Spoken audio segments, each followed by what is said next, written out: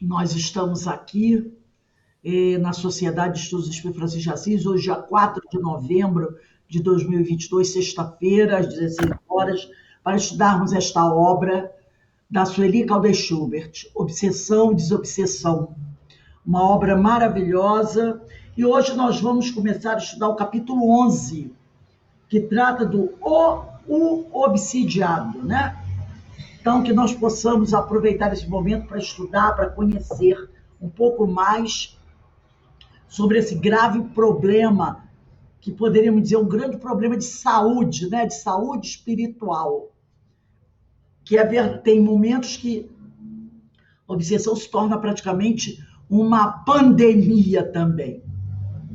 Então, vamos nesse momento elevar o nosso pensamento ao alto, agradecendo a Deus, agradecendo a Jesus, aos espíritos amigos, que nos proporcionam essa oportunidade de estudo, de aprendizado, de reflexão. Que todos nós, Senhor, possamos sempre agradecer ao Senhor, a Jesus, a esses espíritos amigos tão queridos, que tanto têm nos ajudado nos momentos mais complicados, que estão sempre ao nosso lado, nos inspirando bons pensamentos, para que nós possamos fazer as escolhas adequadas para a nossa vida e para a nossa família também. Assim, Senhor, recebendo essas vibrações amorosas que vêm do alto, que caem, se derramam sobre nós, graças à sua vontade, ó Pai, te pedimos amorosamente que nos permita iniciarmos os nossos estudos do dia de hoje, graças a Deus. Bem, vamos lá, vamos começar aqui o nosso estudo. Então, eu vou começar a fazer a leitura desse capítulo 11, né? O obsidiado. Se alguém tiver... Não, os livros que precisar aqui, eu mesmo vou usar, não tem problema nenhum, não. Então, nós vamos começar aqui.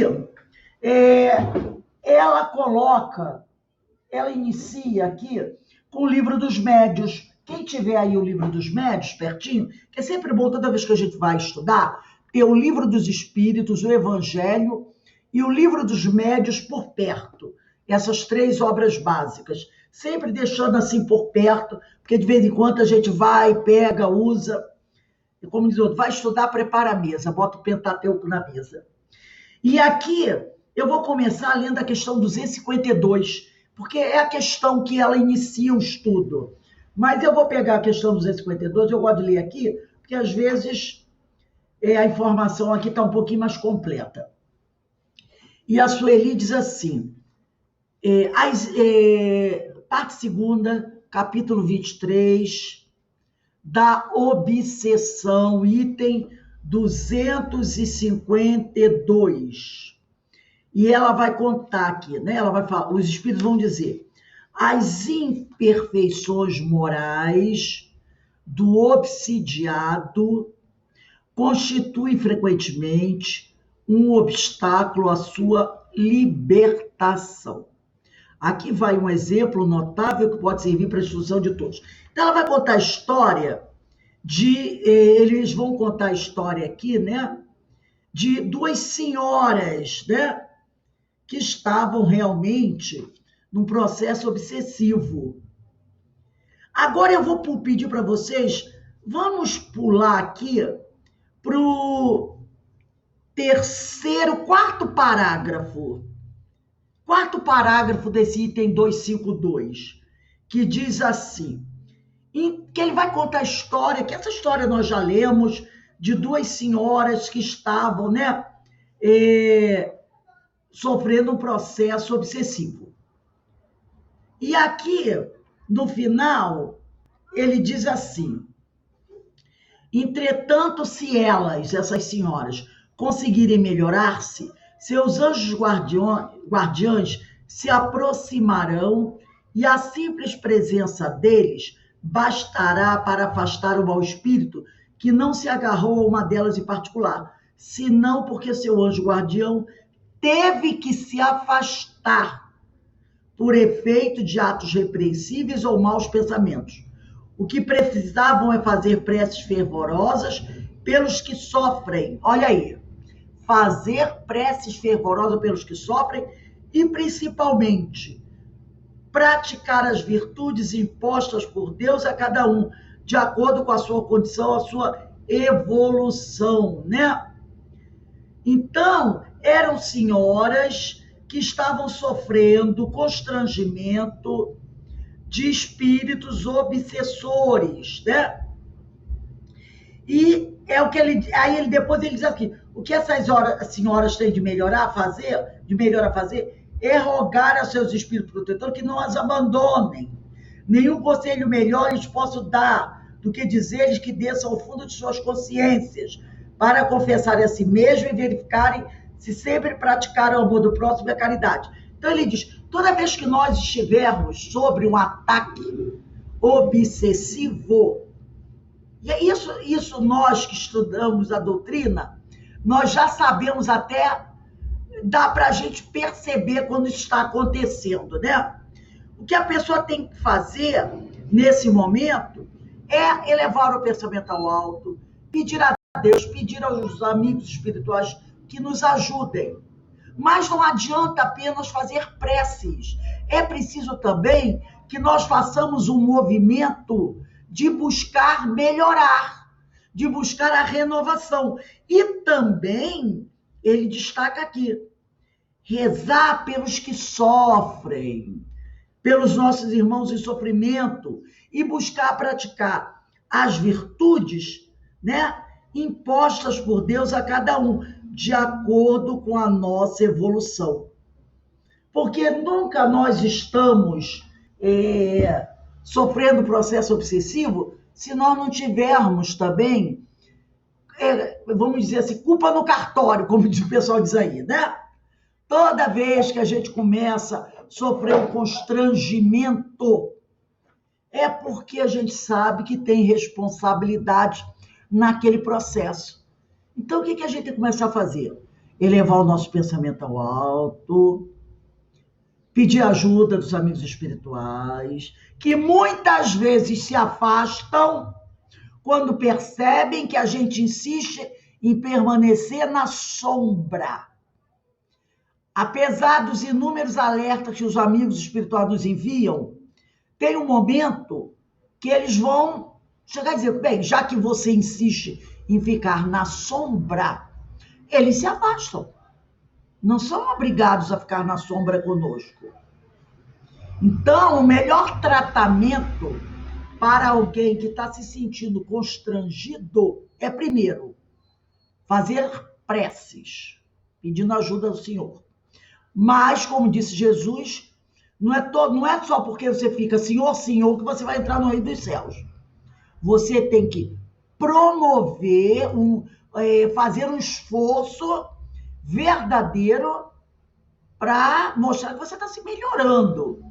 Esforço esse que os espíritos, ao olharem, digam, não, realmente ele está se melhorando. Ele está se esforçando. Aí isso faz com que os espíritos bons voltem a se aproximar de você.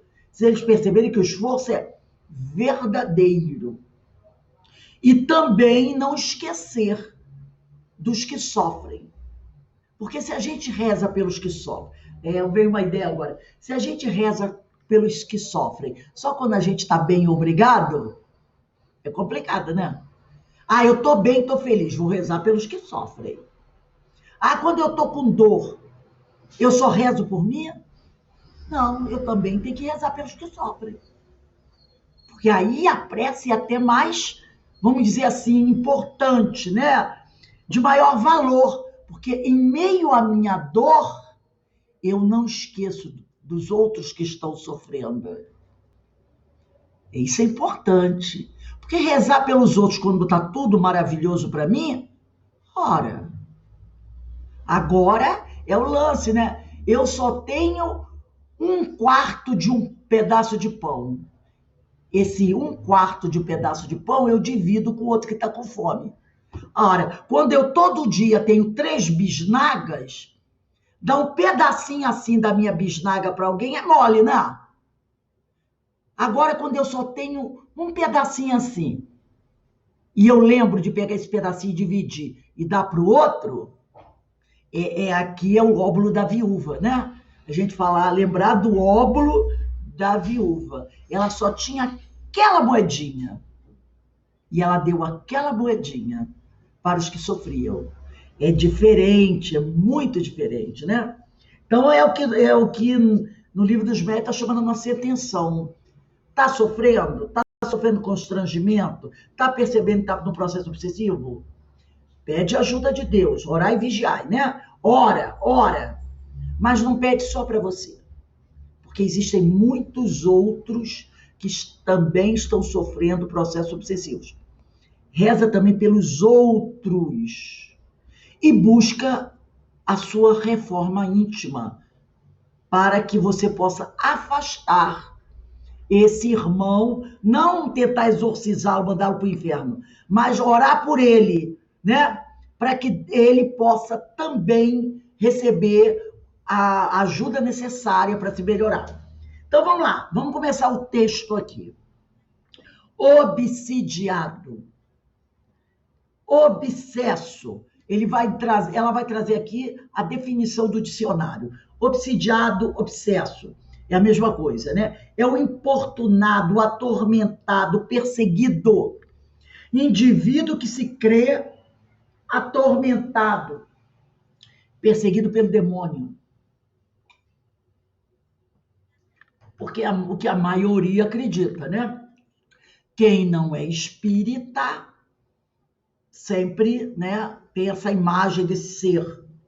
Desde que não conseguimos a nossa liberdade completa, desde que ainda não temos a nossa carta de alforria para a eternidade, desde que caminhamos sob o guante, né, de pesadas aflições que nos falam de um passado culposo e que ressumam quer dizer, que revelam sombras ao nosso redor, desde que ainda não temos a plenitude da paz de consciência e do dever cumprido, desde que somos forçados, cerceados, limitados em nosso caminhar e constrangidos a suportar presenças que nos causam torturas, inquietações, lágrimas e preocupações sem conto, é porque, em realidade, ainda somos prisioneiros de nós mesmos, tendo como carcereiros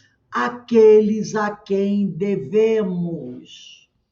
Então, toda vez que nós nos sentimos constrangidos, que nós sabemos que estamos em sofrimento, e nós estamos aqui num planeta de provas e expiações, cheios de coisas que hoje nós já sabemos que precisamos reparar, isso mostra que nós ainda não somos verdadeiramente livres, não é?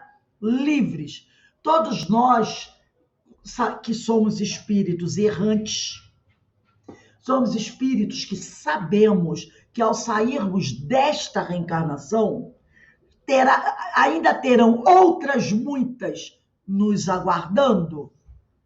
No momento que eu tenho essa consciência de que essa não é a minha última reencarnação na Terra, que ainda me faltam milhares de encarnações para eu me tornar um espírito superior, um espírito puro,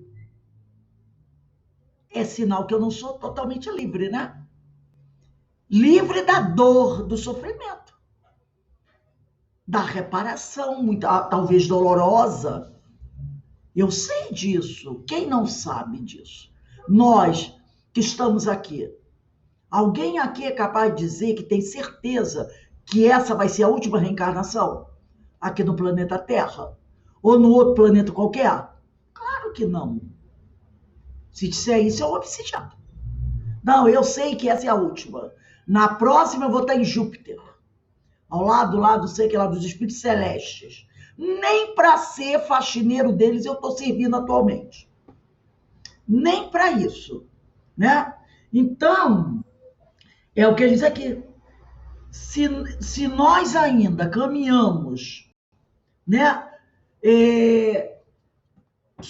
tendo, né, o guante de pesadas aflições, essas aflições que ainda esperam por mim essas dificuldades que ainda esperam por mim, qual a razão delas? A razão é do meu passado culposo. Ou dessa vida, eu teria feito algo terrível nessa vida. Não, nessa vida eu não fiz nada terrível. Então, em vidas passadas. Lembra da Regina, que eu ainda não resolvi. Então, né, eu ainda sou prisioneiro, como diz a Sueli, né? Prisioneiro de mim mesma, tendo como carcereiro a quem devemos. Então, tem uma pleiade de espíritos aí que, quando olham para mim, ficam assim: cá te espero, cá te espero, cá te espero. Não é? Agora, eu é que tenho que fazer por onde, dizer para ele assim: não é bem assim, porque eu posso me esforçar agora e quando eu desencarnar, muitos deles poderão dizer: não está dando mais para mim. Não é? Para outros, talvez ainda dê, mas pode ser que uma meia dúzia de 3 ou 4 já não fiquem decepcionados, porque você já, subiu uns 2 degraus e ele já não vai conseguir. É assim que é para isso que a gente está trabalhando, para deixar alguns decepcionados. Podemos dizer assim. A gente está trabalhando para deixar alguns decepcionados. E essa decepção não é ruim, não. É porque aí ele vai olhar, é até boa, porque ele vai olhar e vai dizer assim: nossa, eu estava pensando que ia poder grampear. Não vou. Aí ele, por que eu não estou conseguindo? Não é? Aí ele vai começar a pensar, por que eu não consegui grampear? Porque eu estava pensando que podia, não consegui. Ela deu um salto de qualidade, é por isso. Se ela deu, eu também posso dar, não posso não? Posso. Aí isso pode servir de um exemplo para ele também buscar dar um salto de qualidade. E é para isso que a gente está trabalhando, né? Aí a Sueli diz assim: estes que hoje se comprazem em nos observar, a nossa nuvem de testemunhas. Está lá no Evangelho, né, no Novo Testamento, na carta aos Hebreus, que Paulo escreveu aos Hebreus, quem quiser colocar aí, nuvem de testemunha, puxar uma setinha, né? Carta aos Hebreus, capítulo 12, versículo 1. Porque ele diz aqui, estes, né? Ele está falando dos espíritos desencarnados. Estes que hoje se comprazem, que hoje têm prazer em nos observar, a nossa nuvem de testemunhas, como Paulo falou, estamos cercados por uma nuvem de testemunhas, está na carta aos Hebreus, capítulo 12, versículo 1, manter e forçar a que permaneçamos no cárcere de sombra que nós mesmos construímos. Então, muitos desses que formam essa nuvem de testemunhas que nos observam, eles querem o quê?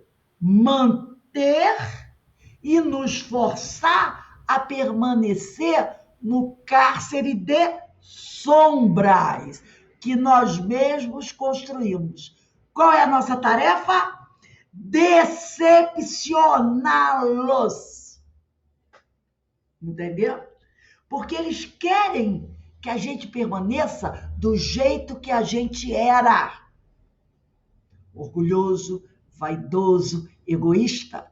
Esse é o desejo de muitos que formam essa nuvem de testemunhas, porque eles não são nossos amigos. Então, a nossa função, enquanto estamos aqui na Terra, é decepcioná-los. Entendeu? Decepcioná-los como? Não nos permitindo ficar mais nesse cárcere de testemunhas. Romper as algemas será para eles uma grande decepção. É isso que cada um tem que fazer com a sua nuvem de testemunhas. Vou me esforçar para decepcioná-los. Vou buscar melhorar. Porque muitos deles querem isso. Aí ela diz assim, ó, prisão interior, cela pessoal. Joana de Ângeles, no livro Espírito e Vida, quem quiser puxar uma setinha aí, pode puxar. Depois procura esse livro na internet. Eu não tenho, eu também peguei da internet. Eu vou mandar para vocês, eu tenho o PDF dele. Espírito e Vida, capítulo 11. No livro Espírito e Vida, capítulo 11, Joana de Ângeles chama esse cárcere de sombras de prisão interior, cela pessoal, onde grande maioria se mantém sem lutar por sua libertação. Percebeu? Quando eu digo vamos decepcioná-los, para isso eu preciso o quê? Lutar. Lutar. Para decepcioná-los. Não no sentido de que eu vou esfregar na cara deles, não. Decepcioná-los porque eu vou fazer o que eles não querem que eu faça. Me libertar. É nesse sentido. Entendeu? Porque ela diz, nessa cela pessoal, você está lá, não é porque eles trancaram a porta e jogaram a chave fora. É porque você entregou os pontos. Entendeu? Assim que o povo fala? Você entregou os pontos. E você se mantém preso sem lutar. No momento que você levantar, sacudir a poeira e seguir, dar a volta por cima e seguir em frente, porque a chave está na nossa mão. Lembra aquele quadro de Jesus batendo numa porta? Até minha mãe tinha dado esse quadro até lá para a cozinha do Senhor. Eu não sei se eles ainda têm. Na cozinha do Senhor tinha esse quadro que minha mãe deu para eles. Era Jesus em frente a uma porta com uma lanterna na mão, batendo na porta. Se você olhasse para a porta, você veria que a porta não tinha maçaneta pelo lado de fora. É uma porta sem maçaneta. A maçaneta está por dentro. Então, se você está preso ou está dentro da casa, você que abre a porta para Jesus entrar. Você que abre a porta para você sair. A chave da porta está com você. É a sua vontade de lutar, de mudar. Essa é a chave. Uma das mais poderosas potências da alma. A vontade. Entendeu? Então ela diz aqui, a Joana diz, onde grande maioria se mantém sem lutar por sua libertação, acomodada aos vícios, cristalizada nos erros, cela da qual o Espiritismo veio nos tirar, com seus ensinamentos que consolam, mas, sobretudo, que libertam. Porque o Espiritismo diz assim para você, ó, o homem pode tudo. As outras religiões dizem o seguinte para você, fica aqui, para você chegar a Deus, você precisa se confessar ao padre, ao pastor, entendeu? E o Espiritismo diz assim, meu filho, você pode tudo. Basta querer, você tem a potência da alma chamada vontade. Aciona essa potência que você vai longe. Vai tão longe que Jesus disse, vocês podem fazer tudo o que eu faço e até muito mais. Jesus falou. Isso mostra por quê? Que a chave da minha cela está comigo. Agora eu tenho duas opções. Ou eu continuo dentro da cela, preso, fazendo a vontade dessa nuvem de testemunhas, ou eu levanto, abro a porta e vou à luta e deixo todo mundo triste. Os meus adversários, é claro. Aqueles que não querem que eu seja feliz. Nesse livro aqui, só um minutinho, gente, um minutinho só para eu fazer uma coisinha aqui.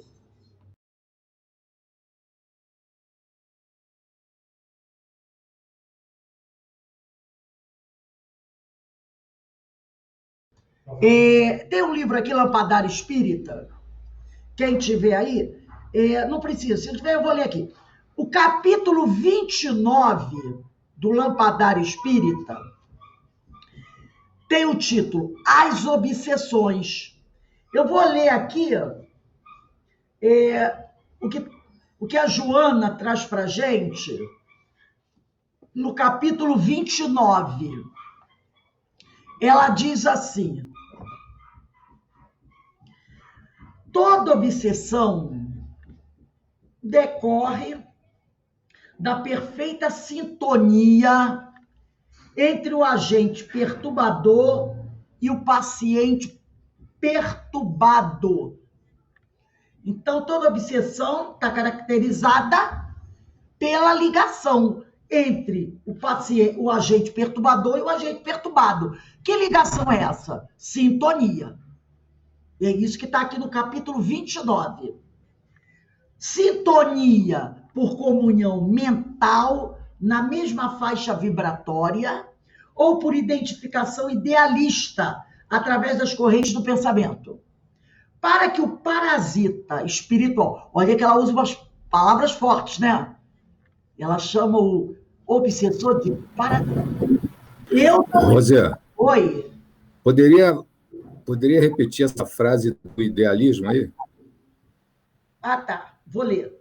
Eu não tenho coragem de chamar o meu inimigo de parasita, não, porque vai que ele fica mais raiva de mim. Porque tem certas palavras que eu não uso, mas que eu já ouvi Emanuel usar, falando, e a Joana, mas ela é Joana, ela pode falar. Eu não posso. Eu chamo de meu amigo sofredor.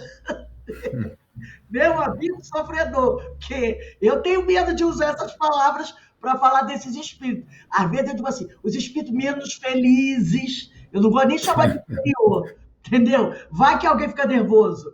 Então, eles aqui, ó, sintonia por comunhão mental na mesma faixa vibratória ou por identificação idealista através das correntes do pensamento. Identificação idealista. Os dois têm as mesmas ideologias, abraçam as mesmas filosofias. Entendeu? Essa semana, um amigo muito querido, eu acredito que vocês conheçam, né? Eu gosto muito dele, a gente já se conhece há muitos anos, dessas caminhadas espíritas. É o Ricardo Sardinha. Vocês conhecem o Sardinha? É um amigo muito querido meu, a gente está sempre trocando, já nos encontramos lá no Rio muitas vezes, lá no CIOI, aqui em Petrópolis também, ele veio várias vezes fazer palestras, já fui a algumas palestras dele aqui, e a gente se encontra, sempre que a gente se encontra, para bater papo, né? Eu e ele temos identificações idealistas também. E aí eu postei um negócio lá, né? Que é uma coisa que está me preocupando. São, vamos dizer assim, são ideologias que a gente pensava que estavam enterradas, mas que estão por aí renascendo e que causaram verdadeira desgraça durante o século XX, né? No século XX, essa ideologia causou muito mal a milhões e milhões de pessoas. Parecia que ela estava enterrada, mas agora a gente está vendo aí ela pipocando.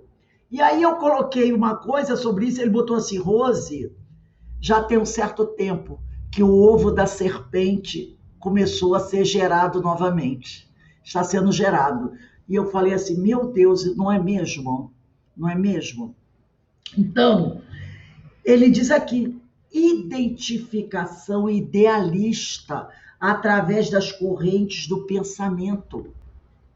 Pessoas que se identificam com ideologias que destruíram gerações.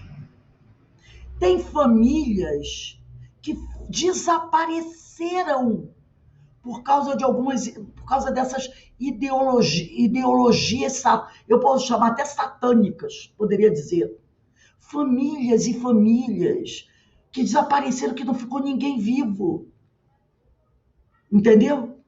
Então, alguém que é hoje, século XXI, adepto dessa ideologia, não é possível. Ou eu estou muito doida, ou eu não posso dizer, eu não posso imaginar que algum espírito do bem está apoiando essa ideologia, o renascer dessa ideologia.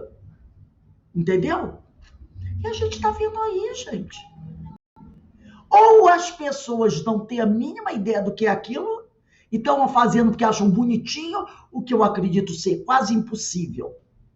Ou são eles mesmos que voltaram, muitos deles, para ver se, quem sabe dessa vez cola.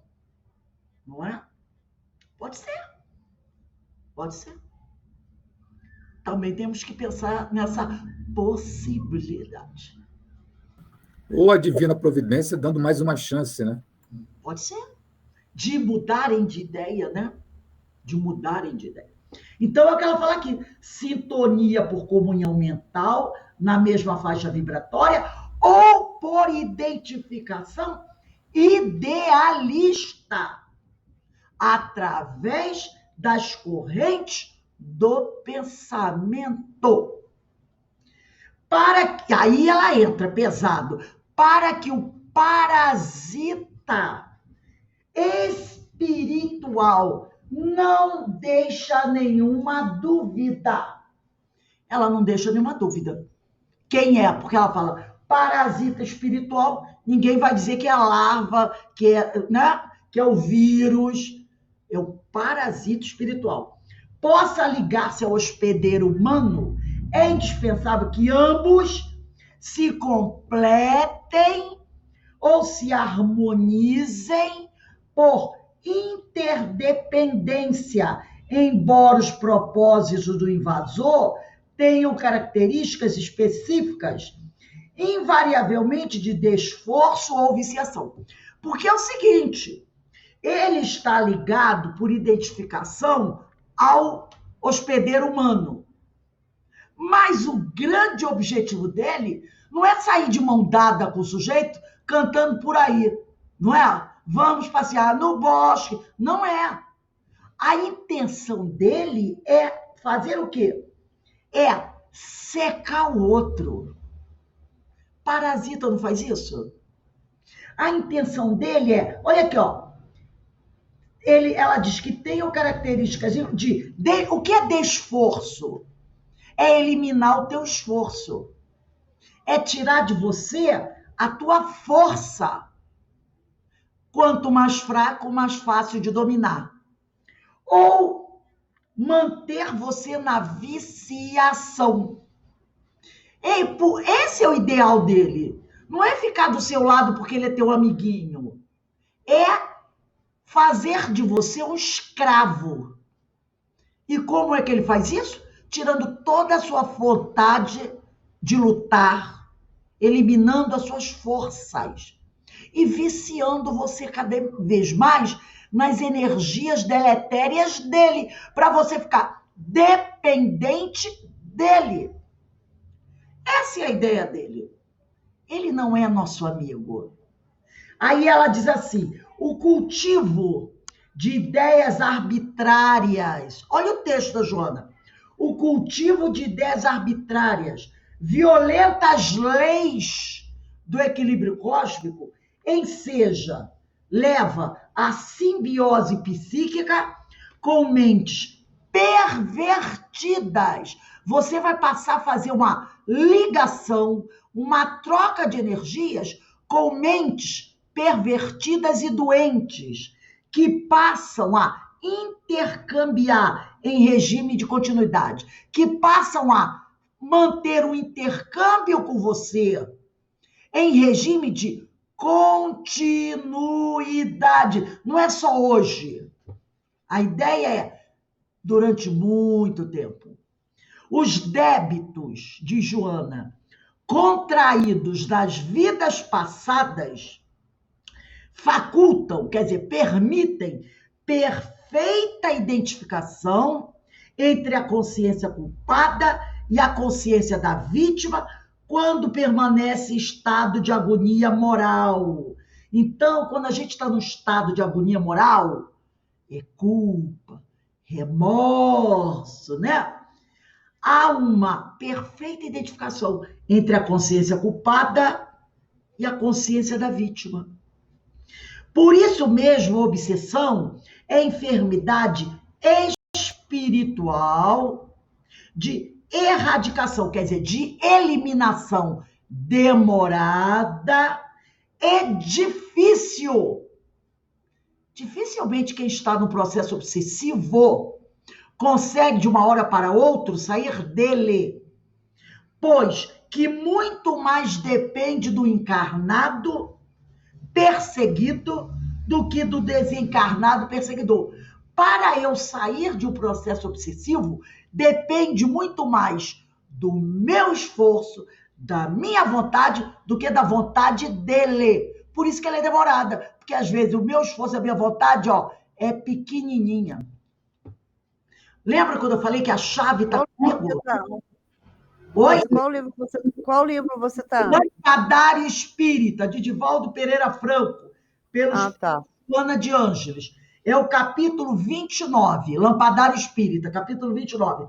Então, é muito difícil sair da obsessão, porque depende mais de mim, da minha vontade, do meu esforço, do que do obsessor.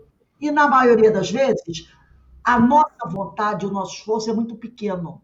Até no Evangelho tem uma passagem disso, né?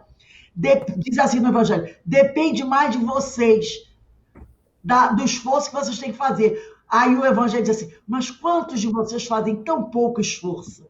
Tem uma passagem no Evangelho que o Padre fala isso. Quantos de nós fazemos tão pouco esforço? E aí a gente acha que fez muito, né? Por isso que é muito mais difícil. Tá? Então a gente vai ler só esse pedaço, que o texto dela continua. Vamos voltar aqui ao livro da Sueli. Trecho maravilhoso, hein? Não é? Ó, Lampadário Espírita... Eu não tenho livro não, mas vou consultar esse capítulo na internet mais tarde. 29. Eu ainda não achei o PDF dele. Se vocês acharem na internet, manda para mim, porque eu ainda não consegui. Não consegui. Mas tentem, se acharem, vocês... Pode mandar para mim o PDF desse livro.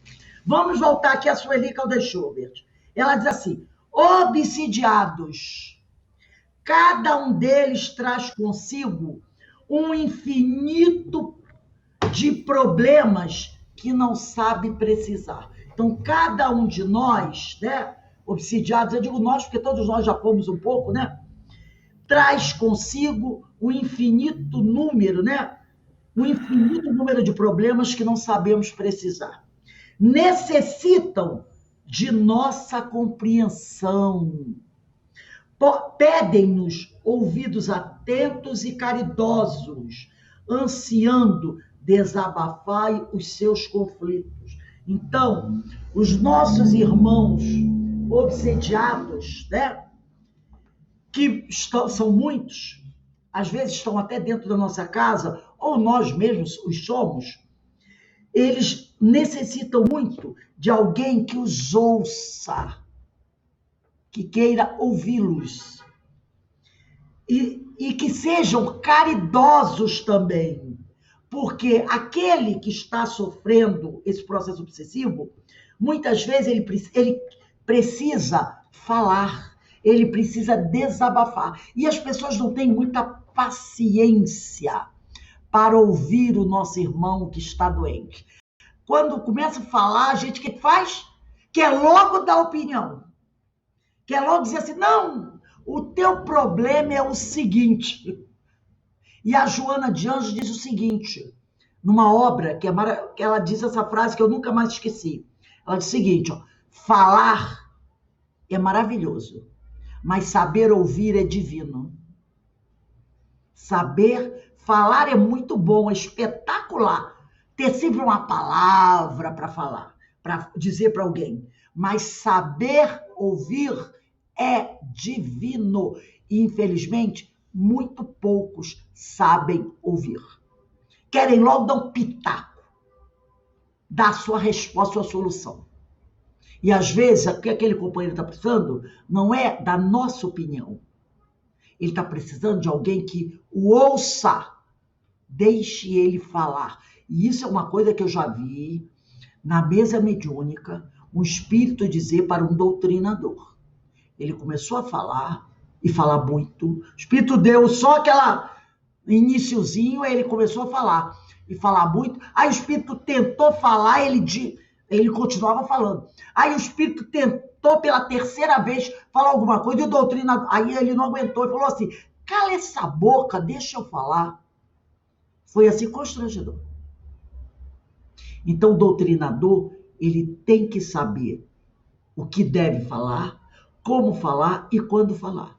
E principalmente que ele precisa dar a oportunidade do espírito falar. Porque uma reunião mediúnica é também uma reunião de atendimento fraterno espiritual. Na casa espírita não tem reunião, não tem aquela reunião de atendimento fraterno, né? Quando a pessoa vai até lá e diz e pede um atendimento fraterno, aí 2 médios recebem numa salinha, né? Para fazer um atendimento fraterno, para ouvir aquele companheiro que chega a casa cheio de dificuldade. A mesa mediúnica é uma reunião de atendimento fraterno espiritual, onde o espírito que ali chega, ele quer falar, contar das suas tristezas. E o médio doutrinador tem que dar oportunidade a ele de falar também. Então, o médio doutrinador, ele tem que ter esse time de saber o momento de calar a boca e deixar o espírito falar.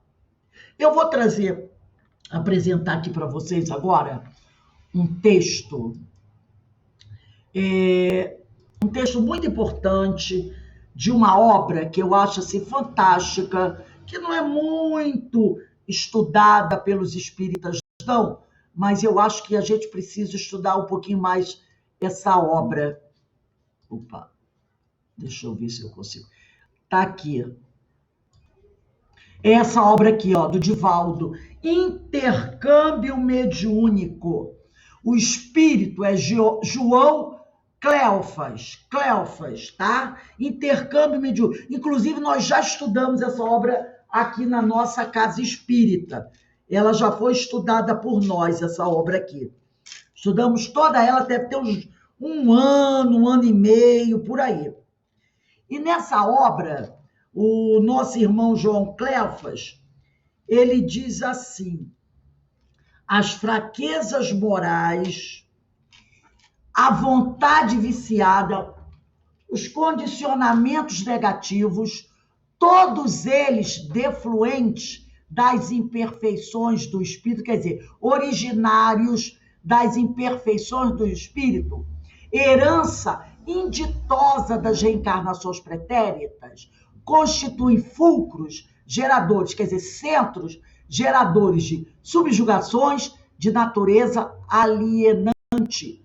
Então ele diz que fraqueza moral, vontade viciada, condicionamentos negativos, todos eles, né, defluentes, originários das imperfeições do espírito. E essa é uma herança que nós trazemos das nossas reencarnações passadas e que podem provocar obsessões gravíssimas que muitas vezes alienam o espírito. Não sendo o homem atual, o homem de hoje, né? Outro ser, senão o herdeiro dos seus próprios valores, o mergulho do espírito na carne não modifica de maneira alguma, né? Não modifica. Não é porque eu reencarnei que eu evoluí. Reencarnar não me torna um espírito mais evoluído.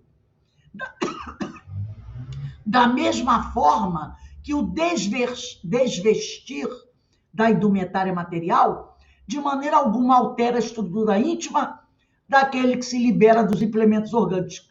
Ele está querendo dizer o seguinte: reencarnar ou morrer não melhora ninguém. Porque tem muita gente que acredita, né? Meu Deus, agora que ele morreu, descansou. vai descansar pela eternidade ao lado do Senhor. Mas não é bem assim que a coisa funciona. Reencarnar e morrer não dá diploma de santidade a ninguém. Nascer ou renascer, morrer ou desencarnar, são processos apenas biológicos, enquadrados na realidade de uma vida que tem por base a eternidade de Deus e, por consequência, o infinito do tempo. É apenas um processo biológico. O espírito ganha um corpo biológico quando reencarna, e o espírito perde o corpo biológico quando desencarna. Nos processos demorados de obsessões subjugadoras, né? Inelutavelmente, a lei alcança o endividado, convidando ao vigoroso dever das reflexões doloridas, para que mais facilmente se libere das injunções calamitosas que para si próprio criou. Então, essas obsessões muito duras, muito pesadas, significam o quê? A lei nos alcançando, nos obrigando a corrigir o erro do passado, né? Através de reflexões muito doloridas, para que a gente tenha mais facilidade, porque a dor, ela é muito educativa. Então, a gente terá mais facilidade de se liberar desses vícios, né? E alcançar a renovação tão necessária. É sempre responsável, no capítulo das obsessões, o enfermo. Quer dizer, aquele que está sofrendo a obsessão, ele é sempre o responsável por aquela obsessão. Por débitos atuais, ou por alguma coisa que ele fez nessa vida, ou pelas conjunturas infelizes da encarnação anterior. Se o problema não está nessa vida, está na vida passada. A ele, por isso mesmo, cumpre a tarefa indeclinável de terapia lenificadora, pontificando nos exercícios mentais do equilíbrio, nas ações nobilitantes do auxílio fraternal, na edificação das disposições morais, na perseverança dos ideais engrandecedores da humanidade, por cujos meios dissuade, faz desistir o perseguidor implacável, que ante o esforço que o outro empreende para galgar mais elevados degraus, abandona o intento maléfico, deixando-o entregue a seu próprio destino. Então, somos nós os únicos, podemos dizer, responsáveis pelas dores que estamos passando. E como eu sou a única responsável, cabe a mim mesma a tarefa de buscar, através das terapias, né, do Evangelho, principalmente, fazer exercícios de renovação mental, da prática da caridade, das disposições morais, na perseverança do trabalho no bem, melhorar a minha condição e, ao mesmo tempo, mostrar para o outro o caminho do bem, que o outro poderá seguir se assim o desejar. Porque ante o esforço, né, que o outro empreende para galgar mais elevados graus, ele vai abandonando o intento maléfico. Quando ele começa a observar o que você está fazendo, e principalmente ele começa a perceber que você está melhorando, ele começa a abandonar também, se for muito inteligente, essa ideia de ser o vingador. E aí ele vai se evangelizando. E ele também vai o quê? Subindo alguns degraus. E com isso ele vai abandonando a perseguição, deixando aquele que antes era sua vítima entregue ao seu próprio destino. Então, você se liberta do mal, né, dessa prisão, dessa cela pessoal, como diz Joana, e orienta o outro, mostra para o outro o caminho das pedras. E se ele assim o quiser, ele também segue o caminho dele, buscando a sua libertação. Aí diz aqui o João Cleofas, ocorre muitas vezes que o próprio paciente, porque as circunstâncias da subjugação são muito violentas e porque a coartação, quer dizer, a restrição, a diminuição do discernimento se faz imperiosa para que possa lograr a liberdade do impositivo obsessivo. Requisita a ajuda de corações devotados que contribuem de maneira honesta e desinteressada pela sua reabilitação, ao tempo em que, logrando o conhecimento, o discernimento da razão, passará a atuar de forma relevante com seu contributo liberativo. Quer dizer, muitas vezes, quando uma criatura sofre um processo um processo obsessivo de longo tempo, tá? Quando esse processo obsessivo é muito violento, o discernimento, a capacidade de raciocínio da vítima, do obsidiado, fica diminuída. Entendeu? Fica diminuída. Porque o objetivo dos obsessores é esse. É ir, vamos dizer assim, escurecendo a sua mente, abafando a sua mente para que você não pense. Entendeu? Então, as pessoas que sofrem um processo obsessivo muito longo, elas ficam com essa mente, né? Essa capacidade de raciocinar muito diminuída, restrita. E aí, para que o doente, o obsediado, possa se libertar, ele vai precisar de ajuda, porque sozinho ele não vai conseguir se libertar. Entendeu? Então ele vai precisar da ajuda de corações devotados, que colaborem de maneira honesta e desinteressada pela sua reabilitação. E aí, ele conseguindo algum conhecimento através da ajuda dos amigos, conseguindo ter o maior discernimento da razão, ele vai começar também a atuar de forma relevante com o seu contributo liberativo. Porque, como nós já falamos aqui, não basta os espíritos amigos quererem a nossa libertação. É preciso também que nós tenhamos o desejo de sair da cela pessoal, que nos disse a Joana. Porque a chave está na nossa mão. Nós pedimos a ajuda dos amigos espirituais, eles vão nos ajudar, mas nós temos que fazer a nossa parte, tá? Para que a gente possa realmente alcançar a libertação. A terapêutica, quer dizer, o tratamento desobsessivo pelo esclarecimento do perseguidor, que deve ser norteada a mudar de comportamento mental por estar incidido em erro tão grave quanto aquele que pretende justiçar na sua ignorância, é de valor inexcedível por atuar nas fontes generosas do desequilíbrio. Então, é preciso tratar do obsidiado, mas também tratar de esclarecer o obsessor. Porque ele deve ser orientado, esse obsessor, a mudar de comportamento mental. Por que isso? Porque ele está perseguindo alguém, porque ele acredita que esse alguém cometeu um erro. Só que ele, ao buscar vingança, ele também está cometendo um erro tão ou mais grave do que aquela pessoa que ele está perseguindo. E ele tem que entender isso. Ah, você está querendo se vingar dele porque ele matou a sua família.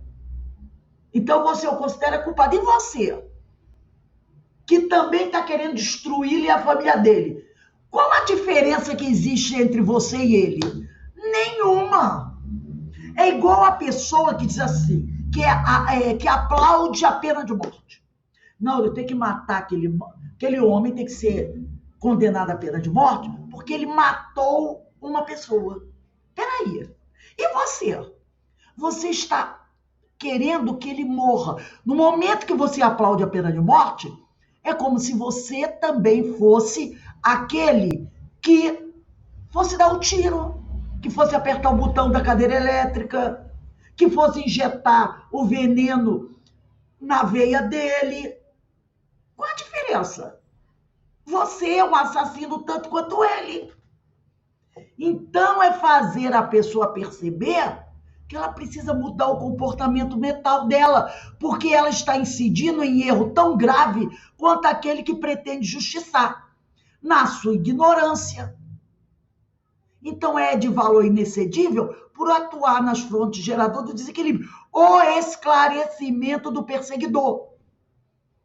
Se é preciso esclarecer o obsidiado para que ele tenha vontade de mudar, o perseguidor também precisa ser esclarecido, também precisa ser evangelizado, senão o tratamento não se faz por completo.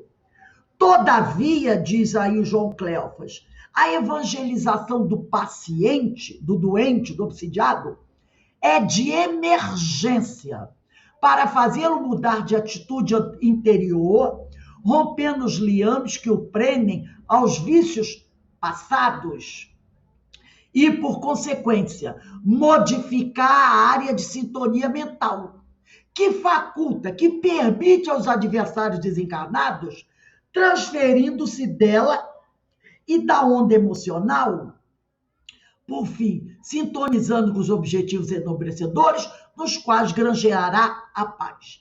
É igual aquela pessoa que tem um GPS no carro. E o seu GPS está ligado a outro GPS. Vamos dizer que isso possa acontecer, né? Aí o outro, toda vez que quer encontrá-lo, liga lá o GPS, fulano está aqui, eu vou lá. Eu vou lá.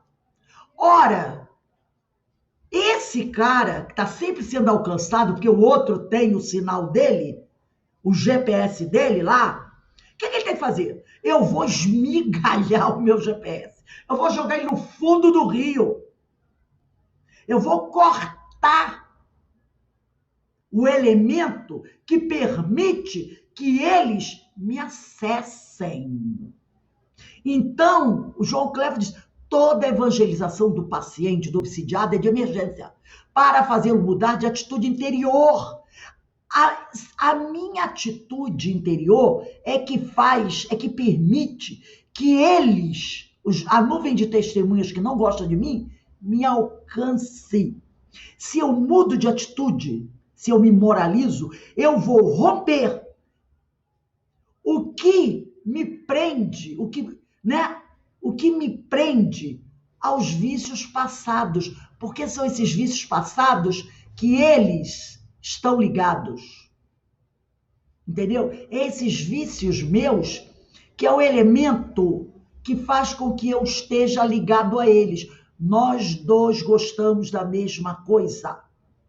E, por consequência,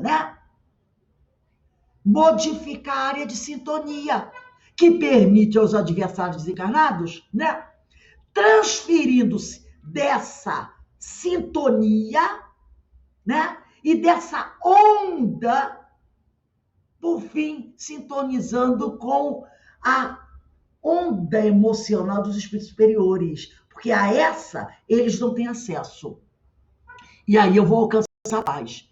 Em todo e qualquer processo de alienação subjugadora, por interferência de espíritos desencarnados, a ação do enfermo dar-lhe-á méritos liberativos, créditos redentores, possibilidades de crescimento espiritual, a fim de que logre, que alcance o sublime cometimento da reencarnação, que é o progresso do espírito na direção da felicidade perfeita. Quer dizer, em todo processo de obsessivo, promovido pelos espíritos desencarnados.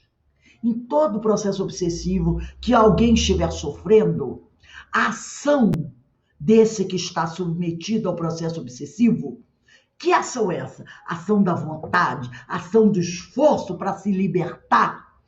Tudo que eu fizer de bom para me libertar vai me dar méritos liberativos, méritos que vão me ajudar a me libertar. Vai me dar créditos redentores, possibilidades para que eu cresça espiritualmente, a fim de que eu possa, né, lograr vencer através da reencarnação mais uma etapa, tá?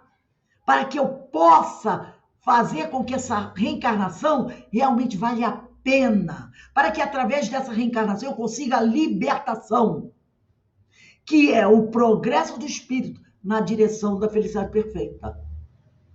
Entendeu? Então, na reencarnação, eu tenho essa oportunidade de, ao sofrer um processo obsessivo, trabalhar pela minha libertação. E enquanto eu estiver trabalhando, me esforçando, eu vou estar ganhando méritos e créditos que vão me proporcionar crescimento espiritual. E aí essa minha reencarnação será vitoriosa. E eu vou obter o quê? O meu progresso na direção da felicidade perfeita, que é um dia poder me tornar um espírito superior, um espírito perfeito. Olha que texto maravilhoso do João Cleofas, né? Desse livro que nós já estudamos aqui na nossa casa, a Denise vai lembrar dele, claro, né? Intercâmbio mediúnico. É o capítulo chamado Obsidiados, né? O capítulo é Obsidiados. Então, né, que nós possamos observar aí o que o nosso irmão João Cleofas trouxe para nós e colocar isso em prática, lembrando sempre que o grande esforço cabe a cada um de nós. Não adianta eu dizer, Aninha, quebra esse galho para mim. Ana Brito, quebra esse galho para mim. Não vai rolar. Ela vai dizer, Rose, não dá, porque eu estou fazendo o meu esforço, e não dá para eu fazer para mim e para você ao mesmo tempo. Não é verdade? Cada um cuide do seu. E o Senhor ajuda a todos. Alguém gostaria de falar alguma coisa aí?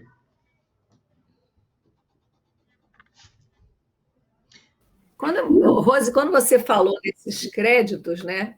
Esses créditos é a partir do esforço de cada um, né? Exatamente. Créditos, né? Os créditos, os juros, tudo isso aí vem com o trabalho. Você está se esforçando, é igual o bônus hora, né? Você está se esforçando, vai ganhar créditos liberativos que vão permitir a você acessar até com mais facilidade a espiritualidade amiga. Uhum. A cada estudo maior, mais amigos você ganha. Sim, mas aqueles casos de subjugação, como é que é aquele outro mesmo? É subjugação. Mas, mesmo nesses casos, eles não são, quando você está no processo de subjugação de possessão, isso não é constante, né? Tem umas pausas, né? Lembra que nós falamos que o espírito não pode ficar sempre? Ele tem que dar umas pausas. Nessas pausas, você dá a famosa respirada. Nesse momento, né? No momento, você aproveita, Senhor, senão não seria justo. Deus sempre vai dar para você um jeito, uma forma de você pedir socorro, de você mostrar um esforço de se melhorar. Porque, às vezes, a personalidade não demonstra, mas nós somos espíritos imortais. Mesmo o sujeito da subjugação, ele tem momentos de desprendimento. E no momento do desprendimento do sono, essas coisas, o espírito, mostra isso, eu quero, me ajuda. E a espiritualidade, percebendo que ele realmente está imbuído da vontade, vem e colabora. Agora, como disse a Joana, né? Depende de você a vontade de se libertar. Tá certo, tá certo. Senão, todos... Boa tarde. Me diz aí onde é que está, que eu acabei de chegar. Desculpa, cheguei atrasada.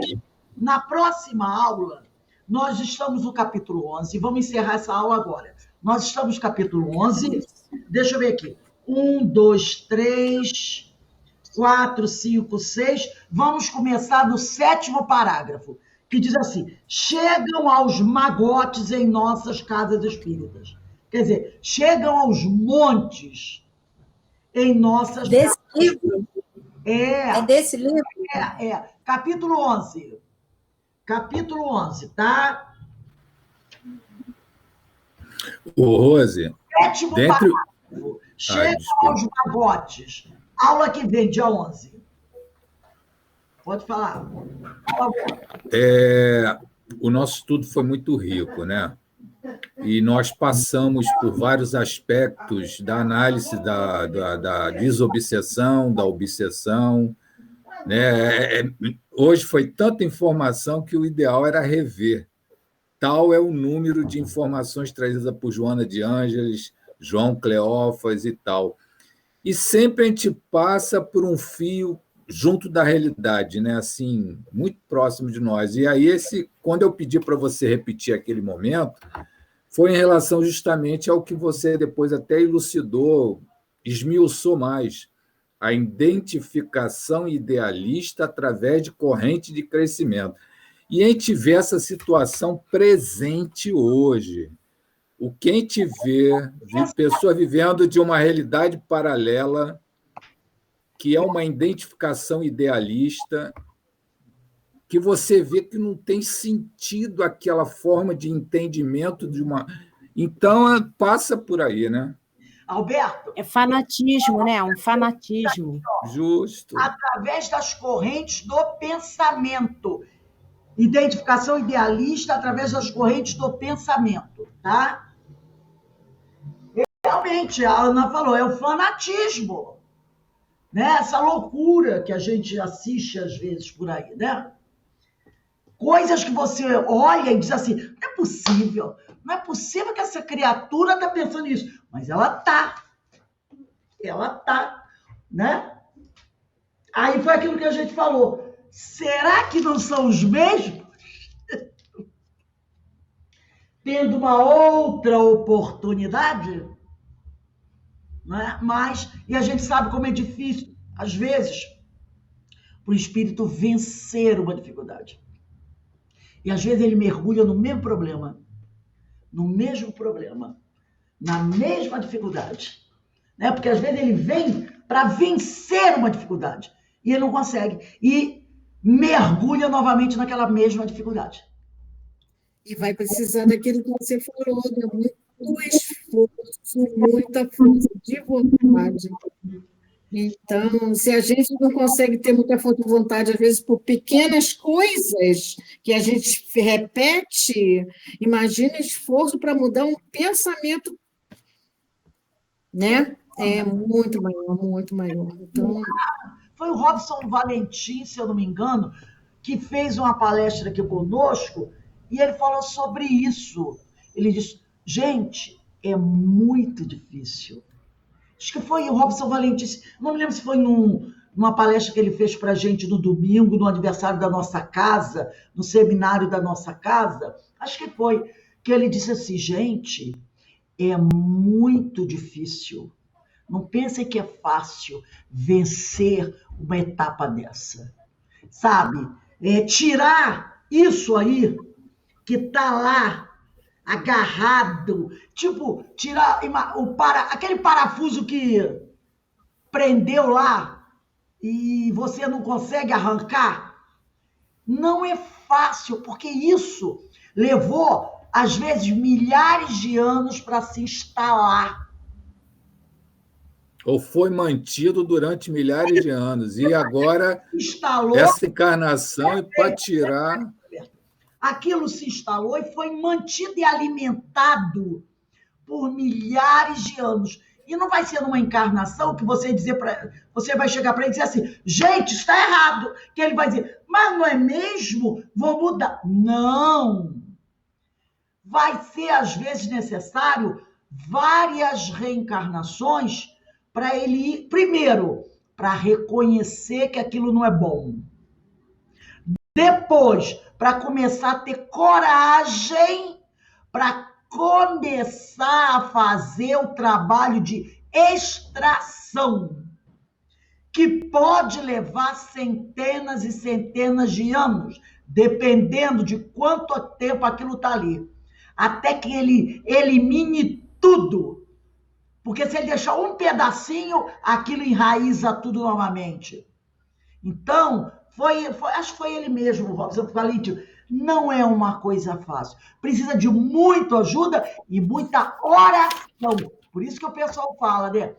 E a própria Joana falou, orem pelos sofredores. Porque a gente pensa que sofredor, aí é o cara que tá com câncer, é aquele que está com uma depressão, é aquele que está com uma obsessão simples, ou uma subjugação. Esses aí, que estão com essa coisa enquistada lá, são os maiores sofredores, porque esse tratamento, vai levar muito tempo. Os enfermos da alma. Os enfermos da alma, perfeito. Porque é muito... O enfermo do corpo, você dá, muitas vezes, um antibiótico, faz uma cirurgia, amputa o membro doente e o cara vai levando mais o tempo.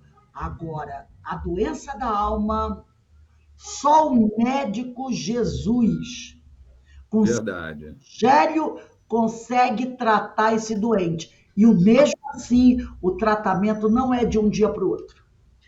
Agora, a Sueli Schubert, num determinado momento, ela diz, né, que existe um remédio. O Espiritismo veio nos tirar com seus ensinamentos que consolam e, sobretudo, que libertam. Então, você tem uma ferramenta, né, poderosa, que é o esclarecimento, o entendimento do processo, é o que a gente está fazendo aqui, entender como é o mecanismo como o obsessor atua, como o obsiado pode se libertar, né? Então, com o Espiritismo, a gente consegue ter essa ferramenta para entender esse processo, que era uma coisa que todo mundo precisava estudar. Porque quem não é, como ela diz no início, e você mesmo falou, quem não é um momento obsidiado? É isso aí. Quem pode dizer que não pode passar por um problema desse? Né? Qualquer um de nós pode. Isso, com certeza, já passamos. Bem, gente, vamos dar uma paradinha agora. Quando for 5h30, a gente retorna para o nosso estudo das parábolas. Hoje, nós vamos falar ainda da parábola dos primeiros lugares, que fala muito sobre humildade, né? E esse tratamento, que nós estamos falando aqui da obsessão, sem o remédio humildade não vai rolar. Sem humildade ninguém sai de obsessão. Por isso é importante o estudo das parábolas, porque Jesus tem sempre a receita para o tratamento. E a receita, muitas vezes, ou melhor, as receitas estão nas parábolas. Estão nas parábolas. Porque eles colocou as receitas aqui para elas não serem adulteradas. Entendeu? A receita para a nossa doença estão nas parábolas. Porque aqui não foram adulteradas. Porque ninguém ligou historinha da mina, historinha do Bolsonaro. Se é coisa para criança, não vale a pena eu mexer nisso. Mas foram nas parábolas que estão as receitas para o nosso tratamento espiritual.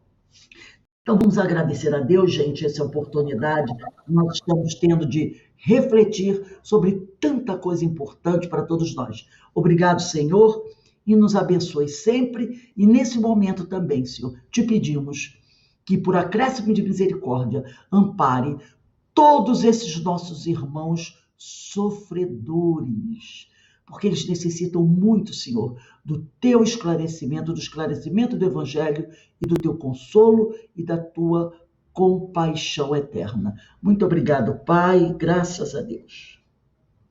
Então, daqui a 10 minutinhos, tá, gente? Nós retornamos para o estudo das parábolas. Rose, essa aula está gravada? Está gravada assim. Eu vou publicar, Obrigada. tá bom?